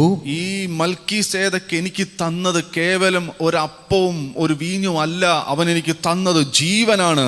ಆಮೇಲೆ ಅಬ್ರಹಾಮನಿಗೆ ಗೊತ್ತಾಯಿತು, ಈ ಮೆಲ್ಕಿಸೆದೇಕ್ ಕೊಟ್ಟಂತದ್ದು ಬರೀ ಒಂದು ರೊಟ್ಟಿ ದ್ರಾಕ್ಷಾರಸವಲ್ಲ, ಇದೊಂದು ಜೀವವನ್ನೇ ಕೊಟ್ಟಿದ್ದಾನೆ. അവൻ ജീവൻ തന്നതിന് പകരമായി എനിക്കുള്ളതിൽ നിന്നും ഒരു ഓഹരി ഞാൻ അവന് കൊടുക്കുകയാണ്. ನನಗೆ ಅವನು ಜೀವವನ್ನ ಕೊಟ್ಟಿದ್ರಿಂದ, ನನಗಿದ್ದಿದ್ರಿಂದ ಒಂದು ಪಾಲನ್ನು ಅವನಿಗೆ ಕೊಡುತ್ತೇನೆ. ഇന്ന് സഭയിൽ പാസ്റ്റേഴ്സ് എല്ലാം സ്ട്രഗിൾ ചെയ്യുന്നൊരു വിഷയമാണ് ദശാംശം. ಇವತ್ತು ಸಭೆಗಳಲ್ಲಿ ಪಾಸ್ಟರ್ಸ್ ಎಲ್ಲ ಇಕ್ಕಟ್ಟಲ್ಲಿ ಸಿಲುಕುವ ಒಂದು ವಿಷಯವಾಗಿದೆ ದಶಮ ಭಾಗ. അവർക്കിത് പറയാനും വയ്യ, പറയാതിരിക്കാനും വയ്യാത്ത അവസ്ഥയിലൂടെയാണ് പലരും കടന്നു പോകുന്നത്. ದಶಮ ಭಾಗದ ಬಗ್ಗೆ ಹೇಳಕ್ಕೂ ಆಗುತ್ತಾ ಇಲ್ಲ, ಹೇಳದೆ ಇರಕ್ಕೂ ಆಗದಂತ ಅವಸ್ಥೆಯಲ್ಲಿ ಇವತ್ತು ಅನೇಕ ಪಾಸ್ಟರ್ಸ್ಗಳು ಮುಂದೆ ಹೋಗ್ತಾ ಇದ್ದಾರೆ. എന്നാൽ ദൈവമക്കളെ, ഈ വേദഭാഗം നമ്മെ ഓർമ്മിപ്പിക്കുന്നത് നാം അല്ലെങ്കിൽ ആരെങ്കിലും ചോദിച്ചിട്ടല്ല, അല്ലെങ്കിൽ നിന്നെ ശുശ്രൂഷിക്കുന്ന പുരോഹിതൻ ചോദിച്ചിട്ടല്ല, നിന്റെ ഇടയൻ ചോദിച്ചിട്ടല്ല നീ ദശാംശം കൊടുക്കേണ്ടത്. നീ ഇത് മനസ്സിലാക്കിയാണ്. നിന്റെ ഇടയൻ നിനക്ക് തരുന്ന ജീവ മന്നെ ഓർത്ത് നീ അവനെല്ലാ നന്മയിലും ഓഹരി കൊടുക്കണം. ಆಮೇಲೆ ನೀವು ತಿಳಿಬೇಕು, ಒಬ್ಬ ಸೇವಕ ಕೇಳಿ ಎಲ್ಲ ನಿನ್ನ ದಶಮ ಕೊಡಬೇಕಾಗಿದ್ದು, ನೀನು ತೆಗೆದುಕೊಳ್ಳುವ ಜೀವ ಮನ್ನವನ್ನು ತೆಗೆದುಕೊಳ್ಳುವಾಗ ನಿನ್ನ ಮನಸ್ಸಿನಲ್ಲಿ ಒಂದು ಆಲೋಚನೆ ಮಾಡಿ ನೀನೇ ತೀರ್ಮಾನ ಮಾಡಿ ಇದನ್ನು ಮಾಡಬೇಕಾಗಿದೆ. ഞായറാഴ്ച ആ ദിവസം നീ വരുമ്പോൾ, ആഴ്ചയിൽ 6 ദിവസം കഷ്ടപ്പെട്ട് പ്രയാസപ്പെട്ട് പലവിധമായ പരീക്ഷണങ്ങളോടെ ഭാരങ്ങളോടെ നീ സഭയിലേക്ക് വരുമ്പോ, ಆಮೇಲೆ ನೀನು ವಾರದ 6 ದಿನಗಳ ಕಾಲ ಕಷ್ಟಪಟ್ಟು ನೋವಲ್ಲಿ ದುಃಖದಲ್ಲಿ ಅಥವಾ ಆ ಅನುಭವದಲ್ಲಿ ನೀನು ಸಭೆಗೆ ಬರುವಾಗ, അബ്രഹാം വന്നതുപോലെ യുദ്ധം ചെയ്ത് ക്ഷീണിച്ച് മുറിവേറ്റ് പരവശനായി ക്ഷീണിച്ച് അബ്രഹാം വന്നതുപോലെ ഇന്ന് പല വിശ്വാസികളും സഭയിലേക്ക് വരുന്നത്. ಆಮೇಲೆ ಅಬ್ರಹಾಮನ ಅಂದು ಬಂದ ರೀತಿಯಲ್ಲಿ ಆಮೇಲೆ ಯುದ್ಧ ಮಾಡಿ ಕ್ಷೀಣಿತನಾಗಿ ನೋವಲ್ಲಿ ಬಲಹೀನನಾಗಿ ಅಬ್ರಹಾಂ ಬಂದ ರೀತಿಯಲ್ಲಿ ಇವತ್ತು ಅನೇಕ ವ್ಯಕ್ತಿಗಳು ಕೂಡ ಸಭೆಗೆ ಬರುವವರಾಗಿದ್ದಾರೆ. 6 ദിവസം നിങ്ങൾ ക്ഷീണിക്കുകയും നിങ്ങൾ പരവേശപ്പെടുകയും നിങ്ങൾ പലതിൻ്റെ പിന്നിൽ ഓടുമ്പോൾ നിങ്ങളുടെ ഇടയൻ, നിങ്ങളുടെ പാസ്റ്റർ 6 ദിവസം ഇരുന്ന് നിങ്ങൾക്ക് വേണ്ടിയുള്ള അപ്പവും വീഞ്ഞും തയ്യാറാക്കുകയാണ്. നിങ്ങൾക്ക് വേണ്ടിയുള്ള ജീവമന്ന, നിങ്ങൾക്ക് വേണ്ടിയുള്ള ജീവന്റെ വചനത്തെ തയ്യാറാക്കുകയാണ്. നിങ്ങളെ ക്ഷീണിപ്പിക്കാനല്ല, നിങ്ങളെ ജീവങ്കിലേക്ക് നടത്താൻ, ജീവൻ ഉള്ളതിനെയും ഇനി ജനിക്കാൻ ഉള്ളതിനെയും സകലത്തിനെയും ജീവനിലേക്ക് തള്ളിവിടുന്ന ജീവന്റെ വചനത്തെ പ്രിപ്പയർ ചെയ്താണ് ഒരു ദൈവദാസൻ വരുന്നത്. ಆಮೇಲೆ ನೀವು ಬಹಳ ಕ್ಷೀಣಿತರಾಗಿ 6 ದಿನ ಕೆಲಸ ಮಾಡಿ ಕಷ್ಟಪಟ್ಟು ಇಕ್ಕಟ್ಟಿಲ್ಲಿ ನೀವು ಬರುವಾಗ ನಿಮಗೋಸ್ಕರವಾಗಿ ಆಮೇಲೆ ಹಲ್ಲೆಲೂಯ ಆ ಸೇವಕನು ಆಮೇಲೆ ಹಲ್ಲೆಲೂಯ ಆಮೇಲೆ ಜೀವದ ಮನ್ನವನ್ನ ಆಮೇಲೆ ನೀವು ಕ್ಷೀಣಿಸಿ ಹೋಗದೇ ಇರಕ್ಕಾಗಿ, ಆಮೇಲೆ ಯಾವತ್ತು ಮುಗಿದು ಹೋಗದೇ ಇರಕ್ಕಾಗಿ ಆ ಒಂದು ಮನ್ನವನ್ನು ಪ್ರಿಪೇರ್ ಮಾಡಿ ನಿಮಗೆ ಕೊಡುವನಾಗಿದ್ದಾನೆ. ഒരു പ്രസംഗത്തിന് മുമ്പ് പലരും പ്രാർത്ഥിക്കുന്നത് കേട്ടിട്ടുണ്ട്. കർത്താവേ, ഈ ഒരാഴ്ച വരുന്ന ഒരാഴ്ച ഞങ്ങൾക്ക് വേണ്ടുന്ന ജീവ മന്ന, ഞങ്ങൾക്ക് വേണ്ടുന്ന ജീവന്റെ വചനം ദൈവം അനുഗ്രഹിച്ചു തരണമേ എന്ന് പ്രാർത്ഥിക്കുന്നത് കണ്ടിട്ടുണ്ട്. ಆಮೇಲೆ ನಾವು ಕೇಳಿದ್ದೇವೆ, ಅನೇಕರು ಪ್ರಾರ್ಥನೆ ಮಾಡುವುದು, ಈ ವಾರ ನಾವು ಸಭೆಗೆ ಹೋಗುವಾಗ ನಮಗೆ ಬೇಕಾದ ಜೀವ ಮನ್ನ ನಮಗೆ ലഭിಸಬೇಕೆಂಬುದಾಗಿ ಹೇಳುವುದನ್ನು ಕೇಳಿದ್ದೇನೆ. അപ്പോൾ അങ്ങനെ ആ ഒരു ജീവൻ നിങ്ങളിലേക്ക് കിട്ടുമ്പോൾ, അല്ലെങ്കിൽ അവിടെ ഒരു ഡിവൈൻ എക്സ്ചേഞ്ച് നടക്കുകയാണ്. നിങ്ങളുടെ ഭാരങ്ങൾ, നിങ്ങളുടെ സകല പ്രശ്നങ്ങളെയും അവിടെ ഇറക്കി വെച്ചിട്ട് നിങ്ങളിലേക്ക് ഒരു ജീവൻ തന്നാണ് ആ സഭ നിങ്ങളെ അയക്കുന്നത്. ಆಮೇಲೆ ಹಾಗಿರುವ ಅಲ್ಲೊಂದು ಡಿವೈನ್ ಎಕ್ಸ್ಚೇಂಜ್ ನಡೀತಾ ಉಂಟು. ನಿಮ್ಮ ಸಕಲ ಭಾರವನ್ನೆಲ್ಲ ಅಲ್ಲಿಟ್ಟು ಒಂದು ಜೀವವನ್ನು ನಿಮಗೆ ಕೊಟ್ಟು ಕಳಿಸುವರಾಗಿದ್ದಾರೆ. അങ്ങനെ നിങ്ങൾക്ക് ജീവൻ ലഭിക്കുമ്പോൾ നിങ്ങൾ എന്താണ് തിരിച്ചു കൊടുക്കുന്നത്? ಹಾಗೆ ನಿಮಗೆ ಜೀವ ಸಿಗುವಾಗ ನೀವೇನನ್ನ ತಿರುಗಿ ಕೊಡಬೇಕು? നിങ്ങൾ എന്തെല്ലാം കൊടുത്താലും മതിയാകത്തില്ല ഇതിന് പകരമായിട്ട്. ಆಮೇಲೆ ನೀವು ಏನೇ ಕೊಟ್ಟರೂ ಅದು ಸಾಲದು ಇದರ ಬದಲಾಗಿ. അതുകൊണ്ടാണ് ബൈബിൾ അങ്ങനെ ഒരു കണ്ടീഷൻ വെച്ചത്. ദശാംശമെങ്കിലും 10-1 നിന്റെ നന്മയുടെ 10-1 പുതിയ നിയമത്തിലേക്ക് വരുമ്പോൾ നിന്റെ ഒരു ഷെയർ, നിന്റെ ഒരു ഓഹരി ഈ ദേവദാസന് കൊടുക്കുക. ಆಮೇಲೆ ಅದಕ್ಕೆ ಆಮೇಲೆ ವಾಕ್ಯ ಹೇಳೋ ಪ್ರಕಾರ ಆಮೇಲೆ ನಿನಗೆ 10ರಲ್ಲಿ 1 ಭಾಗ ದಶಮ ಭಾಗ ಅಥವಾ 1 ಪಾಲಾದರೂ ನೀನು ಈ ಸೇವಕನಿಗೆ ಕೊಡು ಎಂಬುದಾಗಿ ಆಮೇಲೆ ವಾಕ್ಯ ಹೇಳುತ್ತಾ ಉಂಟು. നീ കർത്തമേശ എടുക്കുന്നത് എവിടെയാണോ അവിടെയാണ് നിന്റെ ദശാംശം കൊടുക്കുക. ನೀನು ಕರ್ತನ ಮೇಜು ಎಲ್ಲಿ ತಗೊಳ್ತೀಯ ಅಲ್ಲಿ ನೀನು ದಶಮಭಾಗ ಕೊಡಬೇಕು. ഇതൊരു ഡിവൈൻ എക്സ്ചേഞ്ച് ആണ്. ಇದೊಂದು ಡಿವೈನ್ ಎಕ್ಸ್ಚೇಂಜ್ ಆಗಿದೆ. മൽക്കീസേദക്ക് ജീവൻ കൊടുത്തപ്പോൾ, ಮಲ್ಕಿಸೆದೆಕ್ ಜೀವ ಕೊಟ್ಟಾಗ അബ്രഹാം തന്റെ സകല സമ്പത്തിൽ നിന്നും ദശാംശം തിരികെ കൊടുത്തു. ಅಬ್ರಾಮನು ಸಕಲ ಸಂಪತ್ತಿಂದ ಅವನು ದಶಮ ಭಾಗವನ್ನ ಕೊಟ್ಟನು. മൽക്കീസേദക്കിന് ഈ അബ്രഹാമിന്റെ ഈ 10-1 ആവശ്യമില്ല. ಮೆಲ್ಕಿಸೆದೆಕನಿಗೆ ಅಬ್ರಾಮನ ಈ 10ರ 1 ಭಾಗ ಬೇಡ. അവൻ രാജാവാണ്, പുരോഹിതനാണ്, ജീവ ആരംഭ അവസാനം ഇല്ലാത്തവനാണ്. ಅವನು ರಾಜನಾಗಿದ್ದಾನೆ, ಯಾಜಕನಾಗಿದ್ದಾನೆ, ಅವನು ಜೀವ ಆಮೇಲೆ ಮರಣದ ಕೊನೆ ಅನುಭವ ಇಲ್ಲದವನಾಗಿದ್ದಾನೆ. അബ്രഹാം ഇത് കൊടുക്കുമ്പോൾ മൽക്കീസേദക്ക് പറഞ്ഞില്ല, മോനെ എനിക്കിത് വേണ്ട, എനിക്കിത് ആവശ്യമില്ലെന്ന് നിന്റെ കയ്യിൽ വെച്ചോ എന്ന് പറഞ്ഞ് തിരിച്ചയച്ചില്ല. ಮಲ್ಕಿಸೆದನಿಗೆ ಸಿಕ್ಕಿದಾಗ ಅಯ್ಯೋ ನನಗಿದು ಬೇಡ ಮಗನೇ ನೀನು ತಗೊಂಡೋಗು ಎಂಬುದಾಗಿ ಹೇಳಲಿಲ್ಲ. അവനത് വാങ്ങിച്ചു. ಅವನದನ್ನು ತೆಗೆದುಕೊಂಡನು. അവനൊരു രാജാവായിട്ട് പുരോഹിതനായിരുന്നിട്ടും അവന്റെ ആ ചെറിയ ആ ഒരു 10-1 അവൻ വാങ്ങിച്ചു. ಅವನು ರಾಜನಾಗಿದ್ದು ಯಾಜಕನಾಗಿದ್ದರೂ ಕೂಡ ಆಮೇಲೆ ಅಬ್ರಾಮ್ ಕೊಟ್ಟದನ್ನ ಅವನು ಬಹಳ ಪ್ರೀತಿಯಿಂದ ತೆಗೆದುಕೊಂಡನು. കാരണം ഇതാണ് നിന്റെ അനുഗ്രഹം. നിന്റെ പുരോഹിതൻ, നിന്റെ മേലുള്ള നിന്റെ ഇടയൻ നിന്നിൽ നിന്ന് ഹൃദയപൂർവ്വം വാങ്ങിക്കുന്നതാണ് നിന്റെ അനുഗ്രഹം. ಆಮೇಲೆ ಆಮೇಲೆ ಆಮೇಲೆ ಇದು ನಿನ್ನ ಆಶೀರ್ವಾದ. ಆ ಒಂದು ಪುರೋಹಿತನು ಅಥವಾ ಸೇವಕನು ಅದನ್ನ ಪ್ರೀತಿಯಿಂದ ತೆಗೆದುಕೊಳ್ಳುವಾಗಲೇ ನಿನಗೆ ಆಶೀರ್ವಾದ. അബ്രഹാം ഒരിക്കൽ മാത്രമേ മൽക്കീസേദക്കിന് ദശാംശം കൊടുത്തുള്ളൂ. ಅಬ್ರಾಮನು 1 ಸರಿ ಮಾತ್ರ ಮಲ್ಕಿಸೆದೆಕ್ಕೆ ದಶಮಾಂಶ ಕೊಟ್ಟದ್ದು. പക്ഷേ അബ്രഹാം ഈ മൽക്കീസേദക്കിന് ദശാംശം കൊടുക്കുമ്പോൾ ഇനി വരുന്ന നൂറ്റാണ്ടുകൾ ദശാംശം വാങ്ങിക്കുന്ന അവന്റെ കൊച്ചുമകൻ ലേവി അവന്റെ കടിപ്രദേശത്ത് ഉണ്ടായിരുന്നു എന്ന് വചനം എഴുതി വെച്ചിരിക്കുക. ವಾಕ್ಯ ಹೇಳುತ್ತಾ ಪ್ರಕಾರ ಆಮೇಲೆ ಅದ ನಂತರ ಅನೇಕ ವರ್ಷಗಳವರೆಗೆ ಆಮೇಲೆ ದಶಮಾಗ ತೆಗೆದುಕೊಳ್ಳುವ ರೀತಿಯಲ್ಲಿ ಅವನ ಆಮೇಲೆ ಚಿಕ್ಕ ಮಗನಾದ ಲೇವಿಯಲ್ಲಿ ಇದ್ದನು ಎಂಬುದಾಗಿ ವಾಕ್ಯ ಹೇಳುತ್ತಾ ಉಂಟು. നീ ദൈവത്തിന് എന്നതുപോലെ നിന്റെ ഓഹരി നീ ദൈവത്തിന് സമർപ്പിക്കുമ്പോൾ, നീ ആയിരിക്കുന്ന സഭയ്ക്ക് കൊടുക്കുമ്പോൾ നിന്റെ മക്കൾ, കൊച്ചുമക്കൾ എവിടേക്കോ വാങ്ങുന്നവരായിരിക്കും. ಆಮೇಲೆ ನೀವು ನೆಲೆಗೊಂಡಿರುವ ಸಭೆಗೆ ಆ ದಶಮಾಗ ಕೊಡುವಾಗ ನಿಮ್ಮ ಚಿಕ್ಕ ಮಕ್ಕಳು ಆಮೇಲೆ ಹಾಲೆಲೂಯಾ ಎಲ್ಲೆಲ್ಲೋ ಆಮೇಲೆ ಕೊಡುವರಾಗಿ ಮಾರ್ಪಡುತ್ತಾರೆ. എവിടെങ്കിലും വാങ്ങിക്കുന്നവരായിരിക്കും. ಎಲ್ಲೆಲ್ಲೋ ತೆಗೆದುಕೊಳ್ಳುವರಾಗಿ ಮಾರ್ಪಡುತ್ತಾರೆ. മക്കളും കൊച്ചുമക്കളും അവർക്ക് എവിടെ നിന്നൊക്കെയോ ലഭിക്കും. ഹല്ലേലൂയ. ಆಮೇಲೆ ನೀವು ಇಲ್ಲಿ ಕೊಡುವಾಗ ನಿಮ್ಮ ಚಿಕ್ಕ ಮಕ್ಕಳಿಗೂ ಅವರ ಮಕ್ಕಳಿಗೂ ಎಲ್ಲೆಲ್ಲೋ ಸಿಗುವಂತದಾಗಿದೆ. കാരണം അബ്രഹാം കൊടുത്തു, പക്ഷെ ലേവി ഇരുന്ന് വാങ്ങിക്കുക. ಅಬ್ರಾಮನು ಕೊಟ್ಟನು, ಬಟ್ ಚಿಕ್ಕ ಮಗನಾದ ಲೇವಿ ಎಲ್ಲ ತೆಗೆದುಕೊಳ್ಳುವ ಅನುಭವಕ್ಕೆ ಬಂದನು. അബ്രഹാം ഒരിക്കൽ മാത്രം കൊടുത്തപ്പോൾ ആ ലേവിയുടെ ഗോത്രത്തിൽ വരുന്ന സകലരും അവർ വാങ്ങിച്ചു കൊണ്ടിരിക്കുക. ಆಮೇಲೆ ಅಬ್ರಾಮನು 1 ಸರಿ ಕೊಟ್ಟಾಗ ಲೇವಿ ಗೋತ್ರದಲ್ಲಿ ಬರುವಂತ ಎಲ್ಲರೂ ಪಡೆದುಕೊಳ್ಳುವ ಅನುಭವಕ್ಕೆ ಬಂದರು. ഈ ഒരു കൂടിക്കാഴ്ച ഈ മൽക്കീസേദക്ക് എന്ന പുരോഹിതനും അബ്രഹാം എന്ന രാജാവും തമ്മിൽ കൂടിക്കാണുന്നത് രാജ താഴ്വരയിലാണ്. ಆಮೇಲೆ ಈ ಒಂದು ಮೆಲ್ಕಿಸೆದೆಕ್ ರಾಜನು ಅಬ್ರಾಮನು ಇವರಿಬ್ಬರು ಭೇಟಿಯಾಗುವುದು ಒಂದು ರಾಜ ಕಣಿವೆಯಲ್ಲಿ. രാജ താഴ്വര എന്ന് പറഞ്ഞാൽ രാജാക്കന്മാർ സമ്മേളിക്കുന്ന താഴ്വര. ರಾಜ ಕಣಿವೆ ಎಂಬುದಾಗಿ ಹೇಳಿದರೆ ರಾಜರು ಒಟ್ಟುಗೂಡುವ ಸ್ಥಳ.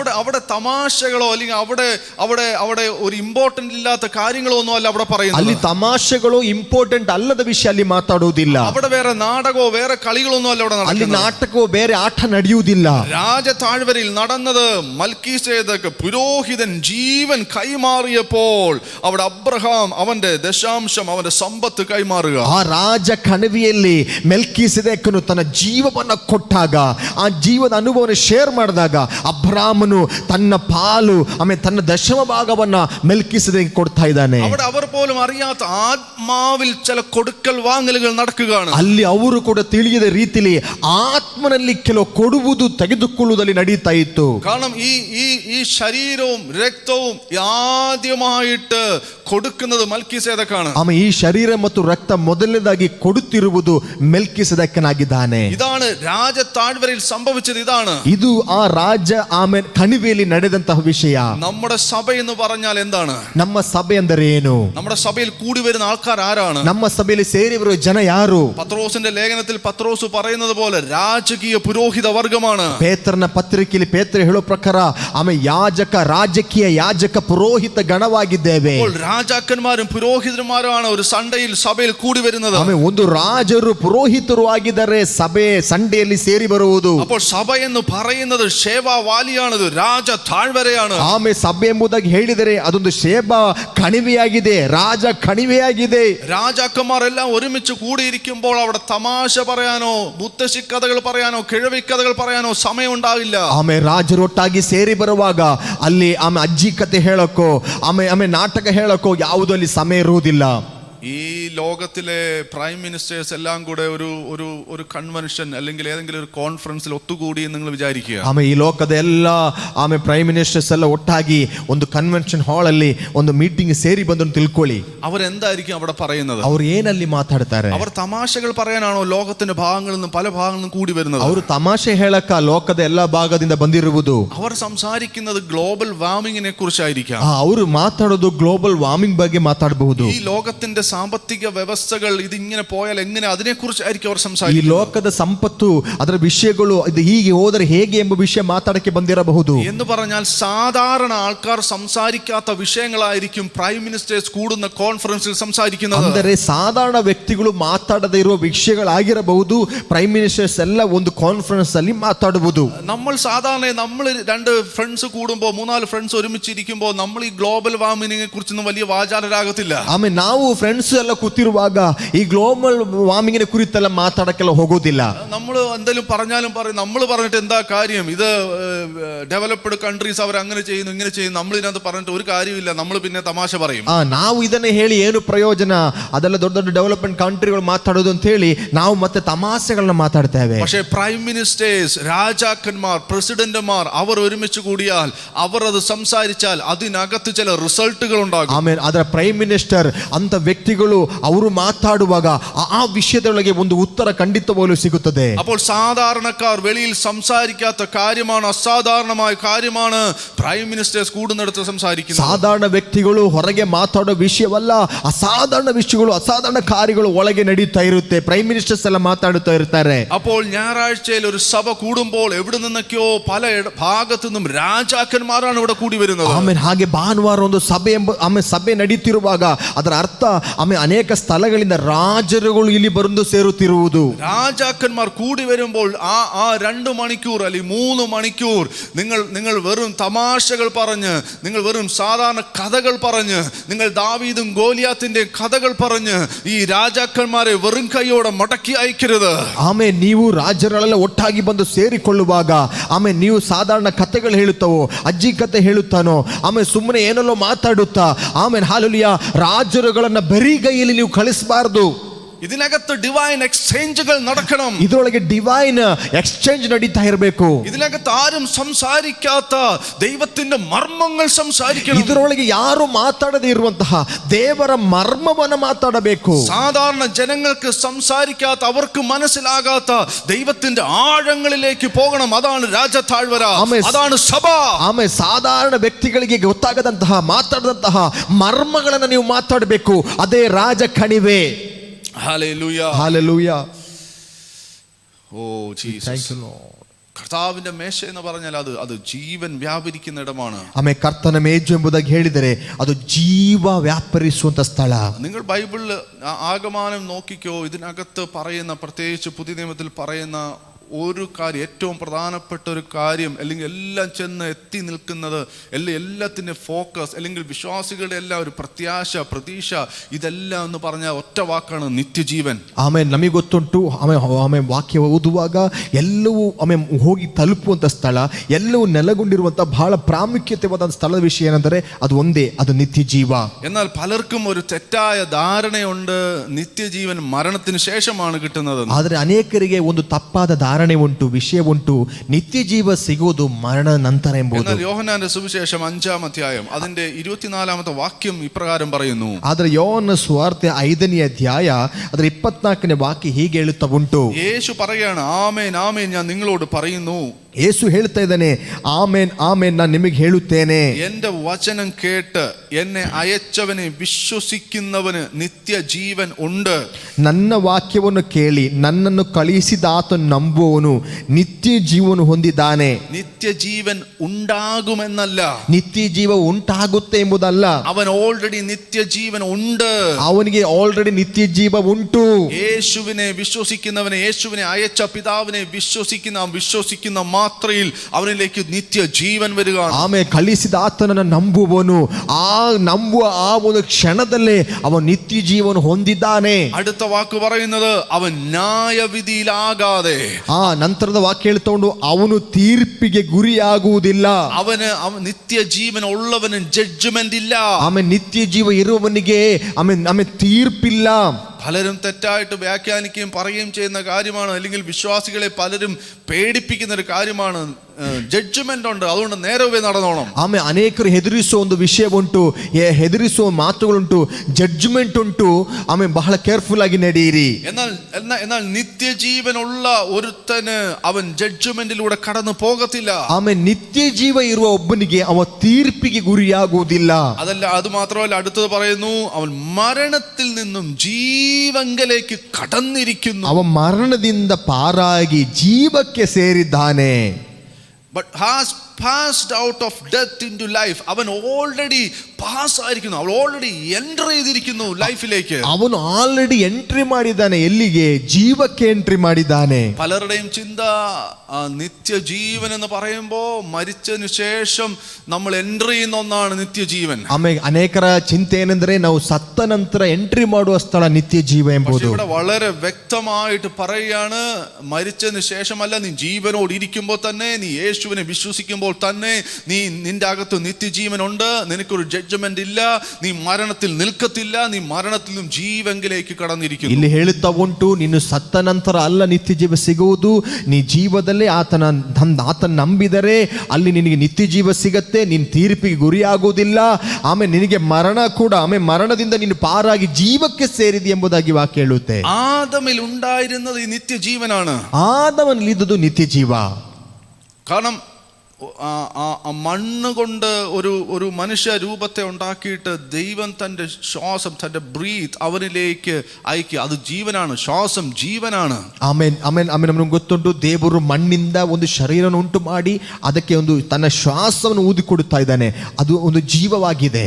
ആ ജീവനിലാണ് അവനുള്ള സകല വിസ്ഡം ഇരിക്കുന്നത്. ಆ ಜೀವದೊಳಗೆ ಎಲ್ಲ ವಿಸ್ಡಮ್ ಅಥವಾ ಅದರೊಳಗೆ ತುಂಬಿದೆ. ആ വിസ്ഡം അവന്റെ എക്സ്പീരിയൻസിലൂടെ പ്രാപിച്ചതല്ല.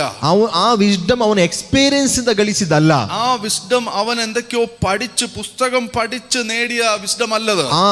ಆ ವಿಸ್ಡಮ್ ಅನ್ನ, ಜ್ಞಾನವನ್ನ ಅವನು ಯಾವುದೋ ಪುಸ್ತಕ ಓದಿ ಗಳಿಸಿದಲ್ಲ. അത് ജീവനിൽ നിന്ന് പാസ്സായ വിസ്ഡമാണ്. ಅದು ಆ ಜೀವದಿಂದ ಪಾಸ್ ಆದಂತಹ ಒಂದು ಜ್ಞಾನವಾಗಿದೆ. അതുകൊണ്ടാണ് ആദമിന്റെ മുമ്പിൽ സകല മൃഗങ്ങളെയും പാസ് ചെയ്യിക്കുന്നുണ്ട്.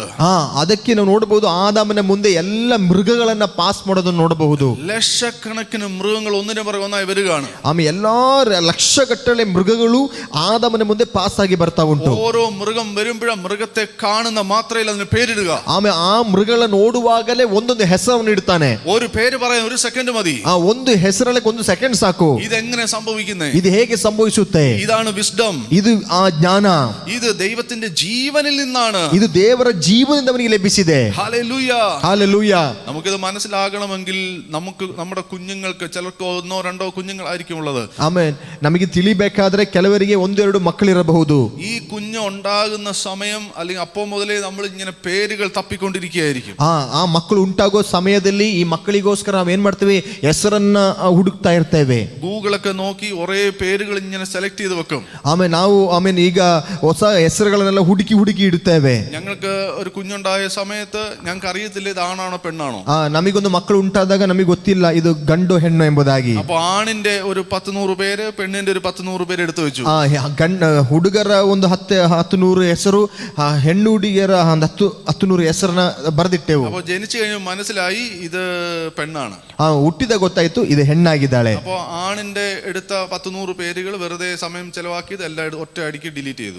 ಅವಾಗ ಗಂಡಸರ ಹುಡುಗರ ಹೆಸರನ್ನ ಬರೆದಿಟ್ಟಿದ್ದೆಲ್ಲ ಒಂದು ಕಡೆ ಡಿಲೀಟ್ ಮಾಡಿಬಿಟ್ವಿ. പിന്നെ ആ പെൺകുഞ്ഞിന്റെ ഗേൾസ് നെയിമിൽ നിന്നും ഇങ്ങനെ സെലക്ട് ചെയ്ത് കുറെ പേരുകൾ സെലക്ട് ചെയ്ത് അത് പലതും നോക്കും, അതിന്റെ അർത്ഥം എന്താണ്, അതിന് നെഗറ്റീവ് മീനിങ് ഉണ്ടോ, പലതും നോക്കി മാസങ്ങൾ എടുത്തിട്ടാണ് ഒരു പേര് സെലക്ട് ചെയ്യുന്നത്. ಹಾಗೆ ಈ ಕಡೆ ಹುಡುಗಿಯರ ಹೆಸರಿರೋ ಸ್ಥಳದಲ್ಲಿ ಎಲ್ಲ ಹೆಸರನ್ನ ಹುಡುಕಿ ಅದರಲ್ಲಿ ಆ ಹೆಸರುಗಳ ಮೀನಿಂಗ್ ಏನು, ಏನೋ ರಾಂಗ್ ಉಂಟ ತಪ್ಪುಂಟ ಎಲ್ಲ ಹುಡುಕಿ ನಂತರ ಒಂದು ಹೆಸರನ್ನ ತಿಂಗಳ ಗಟ್ಟಲೆ ನಂತರ ಒಂದು ಹೆಸರನ್ನ ಆರಿಸಿಕೊಳ್ಳುತ್ತೇವೆ. ഇനി നിങ്ങൾ ആദമനെ നോക്ക്. ಇನ್ನು ನೀವು ಆದಮನ್ ನೋಡಿ. ഒരു മൃഗം ഫ്രണ്ടിൽ വരുമ്പോൾ ആ സ്പോട്ടിൽ പേര് വിളിക്കുക സിംഹം. ಒಂದು ಮೃಗ ಆಮೇನ್ ಆಮೇನ್ ಆಮೇನ್ ಆಮೇನ್ ಅವನ ಮುಂದೆ ಬರುವಾಗ ಅವ ಹೇಳ್ತಿದ್ದಾನೆ ಸಿಂಹ. ആ സിംഹം എന്ന് വിളിക്കുമ്പോൾ അത് സിംഹം ആകുകയാണ്. ಆಮೇಲೆ ಸಿಂಹ ಅಂತ ಕರೆಯುವಾಗ ಸಿಂಹ ಆಗ್ತಾ ಉಂಟು. അതിന് ലൈഫ് ലോങ് സിംഹമാണ്. ಅದು ಮತ್ತೆ ಲೈಫ್ ಲಾಂಗ್ ಸಿಂಹ ಆಗಿದೆ. അതിന് പേര് മാറ്റാൻ പറ്റത്തില്ല. ಅದಕ್ಕೆ ಹೆಸರು ಬದಲಾವಣೆ ಮಾಡಕ್ ಆಗುದಿಲ್ಲ. ഒരു വലിയ രൂപം ഇങ്ങനെ തുമ്പിക്കൈയിട്ട് വന്നു, അതിനെ നോക്കിയപ്പോൾ ഇത് ആനയാണ്. ದೊಡ್ಡೊಂದು ರೂಪ ಬಂತು, ಸೊಂಟಲ್ಲಿ ಹಿಡ್ಕೊಂಡು ಬಂತು, ಓ ಇದು ನೋಡಿ ಆನೆ ಅಂತ ಕರೆದ. ഈ വിസ്ഡം എവിടുന്ന? ಈ ವಿಸ್ಡಮ್, ಈ ಜ್ಞಾನ ಎಲ್ಲಿಂದ ಬಂತು? ഇത് നിത്യ ജീവനിൽ നിന്നാണ്. ಇದು ನಿತ್ಯ ಜೀವದಿಂದ ಬಂತಿದು. ഈ നിത്യജീവൻ ആരുടെ ജീവനാണ്? ಈ ನಿತ್ಯ ಜೀವ ಯಾರ ಜೀವ? ബൈബിൾ പറയുന്നു ഇത് പിതാവിന്റെ ജീവൻ, അത് പുത്രന്റെ ജീവൻ അത് മനുഷ്യരിലേക്ക് വ്യാപരിച്ചു. ಬೈಬಲ್ ವಾಕ್ಯ ಹೇಳುತ್ತಾ ಉಂಟು, ತಂದೆಯ ಜೀವ ಪುತ್ರನ ಬಳಿಗೆ ಬಂದು ಪುತ್ರನ ಜೀವ ಅದು ಜನರ ಮೇಲೆ ನೆಲೆಗೊಂಡಿತು ಎಂಬುದಾಗಿ. എന്നാൽ ആദം നന്മ തിന്മകളെ കുറിച്ചുള്ള അറിവിന്റെ വൃക്ഷത്തിന്റെ ഫലം എപ്പോൾ തിന്നോ അവനിൽ നിന്ന് ജീവൻ നഷ്ടപ്പെട്ടു. ಯಾವಾಗ ಆದಮನು ಒಳ್ಳೆದರ ಕೆಟ್ಟದರ ಅರಿವನ್ನು ಹುಟ್ಟಿಸುವ ಹಣ್ಣನ್ನು ತಿಂದನೋ ಅವಾಗ ಅವನಿಂದ ಜೀವ ಹೊರಟು ಹೋಯಿತು. അറിവിന്റെ വൃക്ഷത്തിന്റെ ഫലം തിന്നപ്പോൾ അവനിൽ അറിവ് വന്നു, നോളജ് വന്നു. ಆಮೇಲೆ ಆ ಒಂದು ಅರಿವನ್ನು ಹುಟ್ಟಿಸುವ ಹಣ್ಣನ್ನು ತಿಂದಾಗ ಅವನಲ್ಲಿ ನಾಲೆಜ್ ಉಂಟಾಯಿತು, ಅರಿವು ಉಂಟಾಯಿತು. നോളജ് വന്നപ്പോൾ വിസ്ഡം പോയി. ಆಮೇಲೆ ನಾಲೆಜ್ ಬಂದಾಗ, ಅರಿವು ಬಂದಾಗ ಜ್ಞಾನ ಹೋಯಿತು. എന്താ നോളജിന്റെ പ്രത്യേകത? ಏನು ನಾಲೆಜಿನ ಪ್ರತ್ಯೇಕತೆ? ആ നോളജ് കൊണ്ട് ഒരു കാര്യം നല്ലതാണോ ചീത്തയാണോ എന്ന് നമുക്ക് അറിയാൻ പറ്റും. ಆಮೇಲೆ ಒಂದು ನಾಲೆಜ್ ಇಂದ ಇದು ಒಳ್ಳೆಯದೋ ಇದು ಕೆಟ್ಟದೋ ಎಂಬುದಾಗಿ ನಮಗೆ ತಿಳಿಯಬಹುದು. പക്ഷെ ಈ നോളജ് ഇങ്ങനെ ഞൊടിയുടെ നേരിൽ നോളജ് കിട്ടത്തില്ല. ಆದರೆ ಈ ನಾಲೆಜ್ ಎಂಬುದು ಒಂದು ಸೆಕೆಂಡ್ ಅಲ್ಲಿ ಸಿಗೋದಂತದಲ್ಲ. ഒരു കുഞ്ഞ് ജനിച്ചാൽ, ಒಂದು ಮಗು ಹುಟ್ಟಿದರೆ അവന് നോളജ് കിട്ടണമെങ്കിൽ, ಆ ಮಗುಗೆ ನಾಲೆಜ್ ಉಂಟಾಗಬೇಕಾದರೆ, അവൻ അറിവ് ഉണ്ടാകണമെങ്കിൽ ഏകദേശം 20 വർഷമെങ്കിലും അവന്റെ എക്സ്പീരിയൻസ് അവൻ കണ്ട് കേട്ട് അവൻ വളർന്നു വരുന്നത്, അവൻ സ്കൂളിൽ പോയി പഠിക്കുന്നത്, കോളേജിൽ പോയി പഠിക്കുന്നത്, ഡിഗ്രി നേടുന്നത്, ഇതെല്ലാത്തിൽ നിന്നാണ് അവൻ അറിവ് കിട്ടുന്നത്. ಆಮೇಲೆ ಒಂದು ಮಗು ಹುಟ್ಟಿದ ಮೇಲೆ 20 ವರ್ಷ ಆಗಬೇಕು, ಅವನು ಸ್ಕೂಲಿಗೆ ಹೋಗಬೇಕು, ಸ್ಟಡಿ ಮಾಡಬೇಕು, ಈ ರೀತಿ ಅನೇಕ ವಿಷಯಗಳ ಮುಖಾಂತರ ಅವನಿಗೆ ಅರಿವು ಉಂಟಾಗುತ್ತೆ. ഈ കൊച്ചു കുഞ്ഞുങ്ങൾക്ക് അറിവില്ലാത്തത് കൊണ്ടാണ് അവർ തീ കയറി പിടിക്കുന്നത്. ಈ ಚಿಕ್ಕ ಮಕ್ಕಳಿಗೆ ಅರಿವು ಇಲ್ಲ, ಅದಕ್ಕೆ ಏನ್ ಮಾಡ್ತಾರೆ, ಅವರು ಬೆಂಕಿಯನ್ನು ಹಿಡಿತಾರೆ. അപ്പോൾ തീ പിടിക്കുമ്പോൾ അത് ചൂടടിക്കുമ്പോൾ അവർക്ക് മനസ്സിലാകും ഇത് പിടിക്കുന്ന സാധനമല്ല. ಆಮೇಲೆ ಈ ಬೆಂಕಿಯನ್ನು ಹಿಡಿಯುವಾಗ ಬಿಸಿ ಕೈಗೆ ಮುಟ್ಟುವಾಗ ಅವರಿಗೆ ಗೊತ್ತಾಗುತ್ತೆ, ಓ ಇದು ಬಿಸಿ ಆಗಿದೆ, ಇದು ಮುಟ್ಟುವ ವಸ್ತುವಲ್ಲ. അപ്പൊ അങ്ങനെയാണ് അവർക്ക് അറിവ് കിട്ടുന്നത്. ಆಗ ಅವರಿಗೆ ಅರಿವು ಉಂಟಾಗುತ್ತೆ. ഇങ്ങനെ എക്സ്പീരിയൻസ് ആണ് അറിവ് കിട്ടുന്നത്. ಹೀಗೆ ಎಕ್ಸ್ಪೀರಿಯನ್ಸ್ ಮುಖಾಂತರ ಅರಿವು ಉಂಟಾಗುತ್ತೆ. നമ്മുടെ ഹാർഡ് വർക്കിൽ കൂടാണ് അറിവ് കിട്ടുന്നത്. ನಮ್ಮ ಹಾರ್ಡ್ ವರ್ಕ್ ದಿಂದ ಅರಿವು ಉಂಟಾಗುತ್ತೆ. എന്നാൽ വിസ്ഡം നിന്റെ ഹാർഡ് വർക്കിൽ കൂടെ അല്ല. ಆದರೆ ವಿಸ್ಡಮ್ ಜ್ಞಾನ ನಿನ್ನ ಹಾರ್ಡ್ ವರ್ಕ್ ಇಂದ ಸಿಗುತ್ತಲ್ಲ. അത് യേശുവിന്റെ നിത്യ ജീവനിൽ നിന്നാണ് വിസ്ഡം നിന്നിലേക്ക് വരുന്നത്. ಅದು ಯೇಸುವಿನ ನಿತ್ಯ ಜೀವನದಿಂದ ನಿನಗೆ ವಿಸ್ಡಮ್ ಸಿಗುತ್ತೆ. അപ്പോൾ ഏദനിൽ സംഭവിച്ചത്, ಅವಾಗ ಏದೆನಲ್ಲಿ ಸಂಭವಿಸಿದ್ದು, അറിവ് വന്നപ്പോൾ എന്ത് മരണം എൻട്രായി. ಆಮೇಲೆ ಅರಿವು ಬಂದಾಗ ನಾಲೆಜ್ ಬಂದಾಗ ಮರಣ ಎಂಟ್ರಿ ಆಯಿತು. അതാണ് ഏദനിലെ ഡിഫറൻസ് എന്ന് വെച്ചാൽ, നേരത്തെ അവിടെ അറിവല്ല വിസ്ഡമായിരുന്നു, അപ്പോൾ അവിടെ ജീവൻ ഉണ്ടായിരുന്നു. എന്നാൽ അവൻ അറിവിന്റെ വൃക്ഷത്തിന് ഫലം കഴിച്ചപ്പോൾ വിസ്ഡം മാറി അറിവ് വന്നു. അറിവ് വന്നപ്പോൾ ആ അറിവിലൂടെ ഡെത്ത് ಎಂಟ್ರಾಯಿ. ಆಮೇಲೆ ಅಲ್ಲಿ ನೋಡಬಹುದು, ಏದೇನ್ ತೋಟದಲ್ಲಿ ಅರಿವು ಇರಲಿಲ್ಲ, ಜ್ಞಾನ ಇತ್ತು. ಬಟ್ ಆಮೇಲೆ ಅರಿವು ಬಂದಾಗ ಆಮೇಲೆ ಅವರಿಗೆ ಜ್ಞಾನ ಬಿಟ್ಟು ಹೋಯಿತು. ಆಮೇಲೆ ಜ್ಞಾನ ಬಿಟ್ಟು ಹೋದಾಗ ಆ ಒಂದು ಜೀವ ಹೊರಟು ಹೋಯಿತು. ಅರಿವು ಬಂದಾಗ ಮರಣ ಉಂಟಾಯಿತು, ಮರಣ ಒಳಗೆ ಎಂಟ್ರಿ ಆಯಿತು. അപ്പോൾ ആദ്യത്തെ അറിവിലൂടെ മരണം ലോകത്തിലേക്ക് വന്നു. ಮೊದಲನೇ ಅರಿವಿಂದ, ನಾಲೆಜ್ ಇಂದ ಮರಣ ಉಂಟಾಯಿತು. എന്നാൽ അടുത്ത രണ്ടാമത്തെ ഒരു അറിവ്, അതാണ് യേശുവിനെയും അവൻ അയച്ച പിതാവിനെയും അറിയുന്നത് തന്നെ നിത്യജീവനാകുന്നു. ಆಮೇಲೆ ಎರಡನೇ ಅರಿವು ಏನೆಂದರೆ, ಆಮೇಲೆ ಯೇಸುವನ್ನು ತನ್ನ ಕಳಿಸಿದ ತಂದೆಯನ್ನು ನಂಬುವಾಗ ನಿತ್ಯ ಜೀವ ಉಂಟಾಗುತ್ತೆ. അപ്പോൾ യേശുവിനെ അറിഞ്ഞതിലൂടെ ഒരുവനകത്തേക്ക് ജീവൻ പ്രവേശിക്കുകയാണ്. ಆಮೇಲೆ ಯೇಸುವನ್ನು ತಿಳಿಯುವಾಗ ಒಬ್ಬನ ಒಳಗೆ ಜೀವ ಎಂಟ್ರಿ ಕೊಡುತ್ತಾ ಉಂಟು.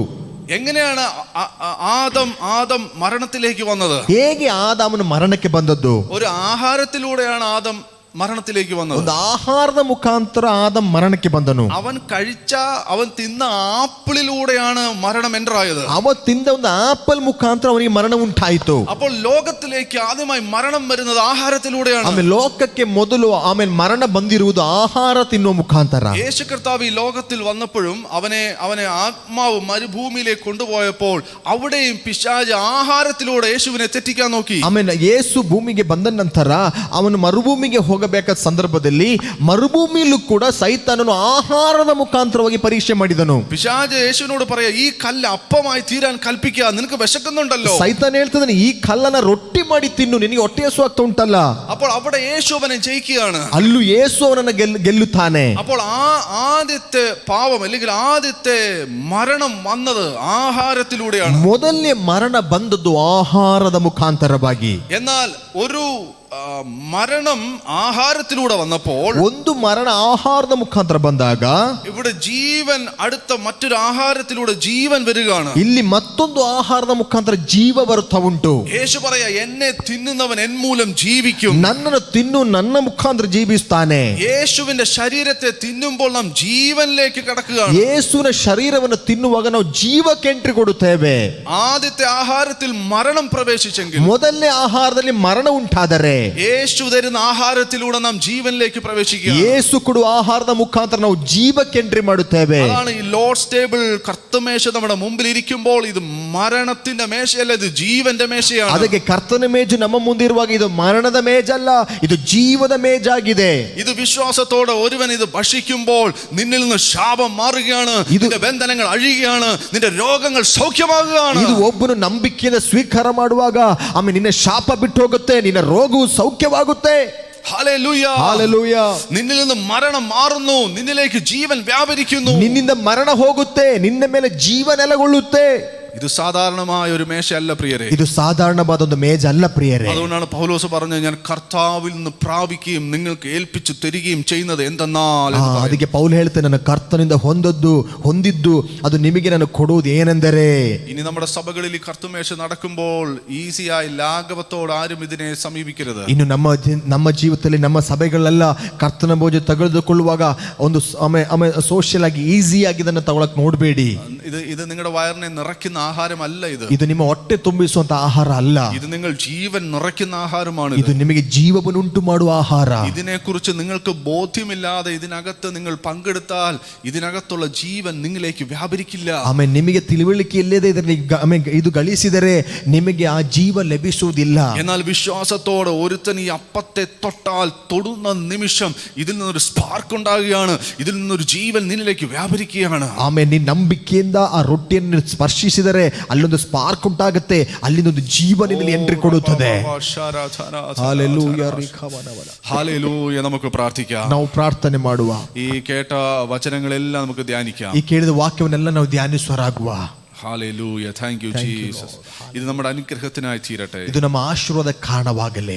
ആ വേദഭാഗത്ത് ആ വചനങ്ങൾ പറയുന്നത് പോലെ ഇത് ഞങ്ങൾക്ക് മരണത്തിന് കാരണമായി തീരരുത്. ಆಮೇಲೆ ಆ ವಾಕ್ಯದಲ್ಲಿ ಹೇಳೋ ಪ್ರಕಾರ ಇದು ನಮ್ಮ ಮರಣಕ್ಕೆ ಕಾರಣವಾಗಬಾರದು, ഞങ്ങൾക്ക് ശാപത്തിന് കാരണമായി, ಇದು ಶಾಪಕ್ಕೆ ಕಾರಣವಾಗಬಾರದು. ഇത് നിമിത്തം അനേകർ രോഗികളാകരുത്, ಇದು ನಿಮಿತ್ತ ಅನೇಕ ರೋಗಿಗಳಾಗಬಾರದು, അനേകർ മരിച്ചു പോകാൻ, ಅನೇಕರು ಸಾಯಬಾರದು, പകരം ജീവങ്കിലേക്ക് കടക്കാനിടയാകണം. ಬದಲಾಗಿ ಜೀವಕ್ಕೆ ಎಂಟ್ರಿ ಕೊಡಲಿ. ഈ വചനം നിങ്ങൾ കേട്ടിട്ട് നിങ്ങളിതിനെ അർഹിക്കുന്ന അതിനെ ആ ബഹുമാനം കൊടുക്കാതെ നിങ്ങൾ മാറ്റി വെച്ചാൽ നിങ്ങൾ ശാപം വിളിച്ചു വരുത്തുകയാണ്.